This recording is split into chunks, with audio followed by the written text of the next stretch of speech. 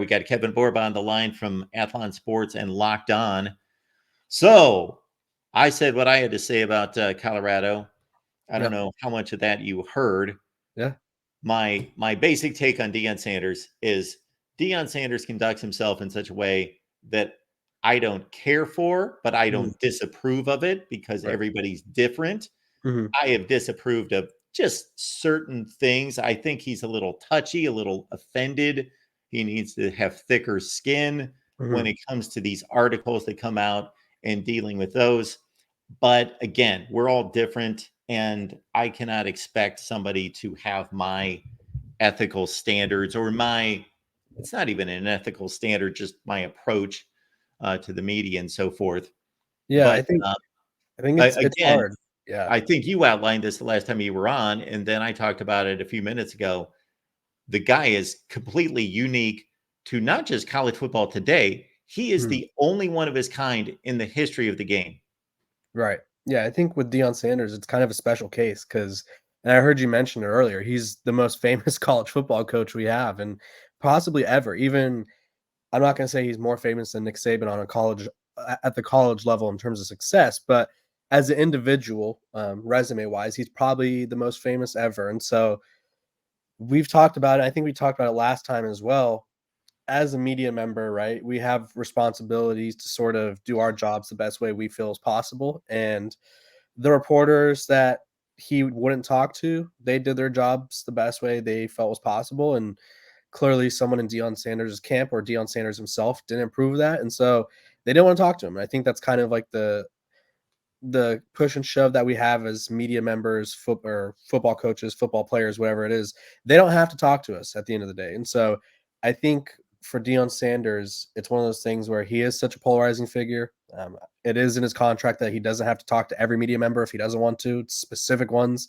So it's nothing out of the ordinary. I know there was a couple times at Jackson State where he wouldn't talk to media members. So it's nothing new. Realistically, if that's his prerogative, that's his prerogative. But honestly, at the end of the day, I think for the people that really, I want to say dislike him in a way, I think we have to remember to separate sort of the personal feelings from just football in general. And so I think a lot of people use their sort of disdain towards him against his team. And then that's where we get all these weird conversations about Colorado. So at the end of the day, I think Deion Sanders is, I don't want to say he's sensitive because I don't know him well enough to sort of jump to that conclusion, but I do think he's shown that he kind of pays attention to what's said. So I'll just leave it like that. So if you read the articles that are in question that Yeah. he has taken offense to, Yeah, I have. Yeah. do you think that they were fair?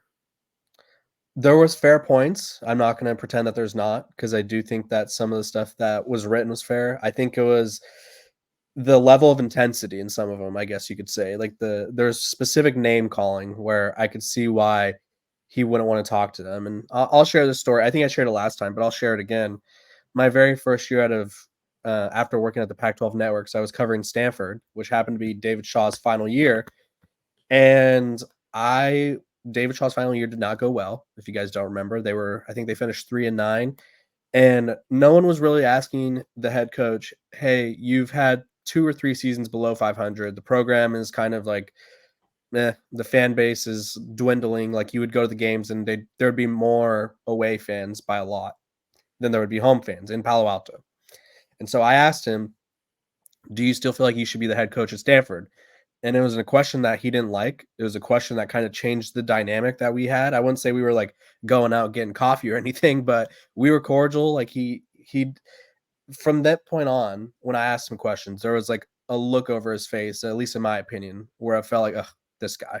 And so I think every coach in the country has a specific media reporter that they don't love fielding questions from. They either give him short responses or they'll kind of ignore him. I do think some of the name calling was uh, a little forward, I guess, but at the same time, Sean Keeler is a columnist, so it's obviously his job to write an opinion.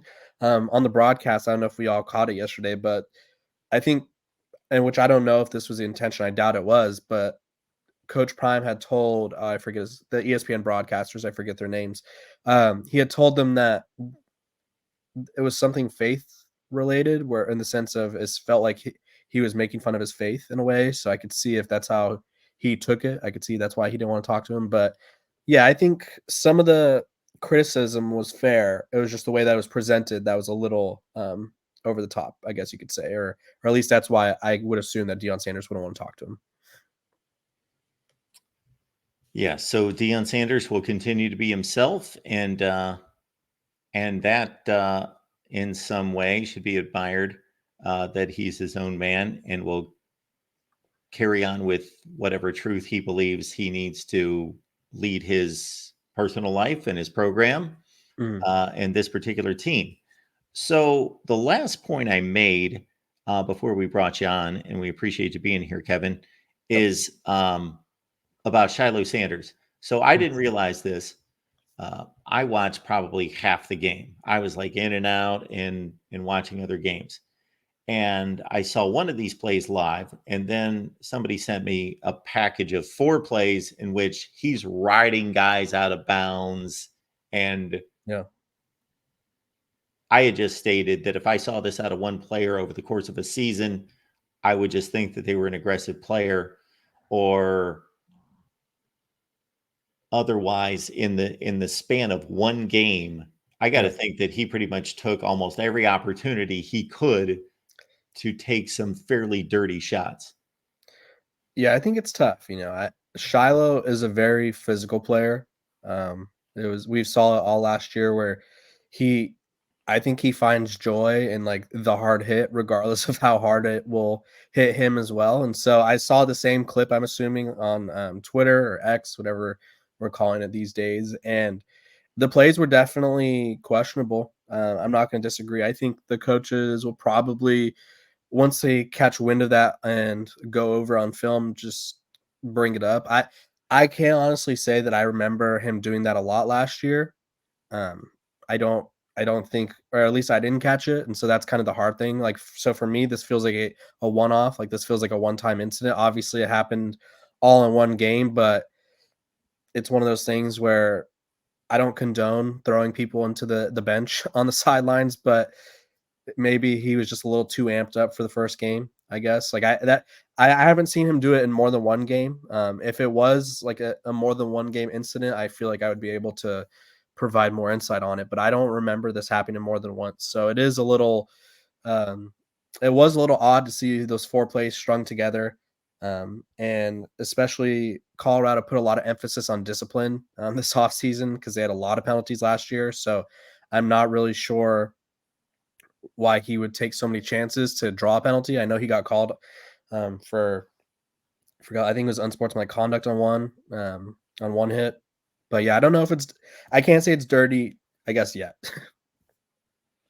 Yeah, again, if I saw this collection of plays from one player over the course of a season, I would just think they're an aggressive player, and over 12 games, this Yeah. is what happened. But it seemed like he took, I can't Right. imagine that he had that many more opportunities to do what he did. Right. So he took Yeah. about every opportunity. And aside from and I don't remember, and I just stated this, whether it was a pass interference or it was a late hit. I don't remember if he knocked the dude down before the pass arrived or if it was a late hit. But regardless, it was with kind of the same intent. But the other ones were riding guys out of bounds and just Yeah. continuing to ride them out of bounds. Yeah, And I think it's like a lack of discipline. We'll call it that for now. We'll say he's not as disciplined as he needs to be at the moment. Um, if this continues on, then I think we sort of venture into that dirty player range. But I feel like we need a bigger sample size than just one game, especially I imagine someone's going to talk to him about it. Like, I don't think he's gonna be able to just go unscathed for 'cause Colorado just the next time they play is next Saturday against Nebraska. So I imagine it's gonna come up somehow. If he were to do this against Nebraska and if this became like a repeatable act, then I think we'd have to sort of consider it dirty or along those lines. But yeah, it was a little bizarre. I'll call it bizarre for now because it's like we know one, the game was never close enough to really like not that you ever want to get dirty, but Colorado is always within a touchdown or within a field goal. So it's like why would you want to help them out even more? So really bizarre situation, very undisciplined on his part, and so I imagine he'll be talked to. And if it happens again, then I think we start to really ask the question. Yeah, and again, like you, I didn't come across anything last year, didn't hear of anything, see anything, and I can't imagine if you didn't that this has ever come up before. So we'll just have to wait and see. Maybe there were words and jawing between he and a Yeah. particular player, and that doesn't condone it. But at the same time, when I was 20 years old, would that have caused me to act like that? Probably. Yeah. So there we go. The offense with Shadur Sanders running the controls, it's not like they completely exploded with a scoring fest of 50 points, but they did put up 500 yards. They did have that crazy interception at the goal line that most likely would have produced a touchdown if it wasn't for a North Dakota State player doing push-ups on the ground and the ball kicking off his calf. Yeah. So it was a pretty effective offensive game. So what are your thoughts about Shadur Sanders and the offense?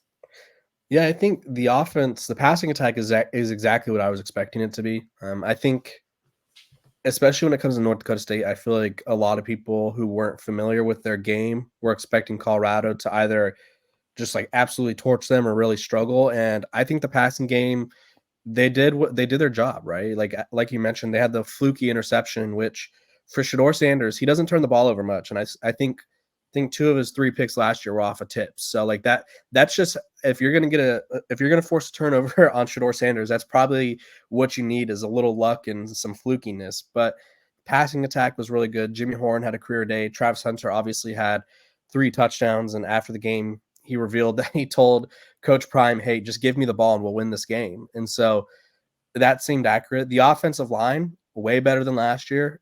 Only gave up 1 sack, and honestly, I think it was probably Shador's fault on the sack. So we'll go like a half and half in that direction. The rushing attack was worrisome.